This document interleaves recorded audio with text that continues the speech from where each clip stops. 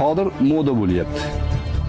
Qarasangiz ijtimoiy tarmoqlarda men falon joydan Makka Mukarramaga piyoda yo'lga chiqdim. Meni qo'llab turinglar, like bosinglar, adilisa qilinglar deganlar ko'payib ketdi. PR uchun qilayotgan bo'lsa, bu ibodat masalasini aralashtirmaslik kerak.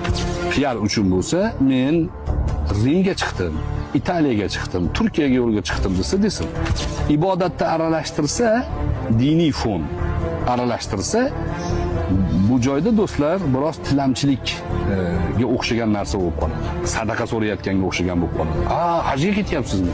Voy, mana uni olib qo'ying qoridomda deganga o'xshab qoladi. Ulamolar hozirgi kunda, hozirgi sharoitda piyoda hajga, umraga chiqishlikni hukmi nima deb so'rashganda, eng yengil aytganlari makruh degan. Makruh, yoqimsiz ish, to'g'ri ish emas. Bir odam Madinadan nazr qildi, men dedi piyoda boraman Makkaga dedi. Bu xabar payg'ambar alayhissalomga yetib borganda, Alloh taolo uning ibodatiga muhtoj emas, aytinglar otiga minib olsin dedi. Hozir sharoit, imkoniyat bor, samolyot bor. Samolyotga pulim yo'q. Umrada nima qilasan uni? Puling bo'lmasa. Bor ota-onangga xizmat qil, bor qishlog'ingda ishingni qil.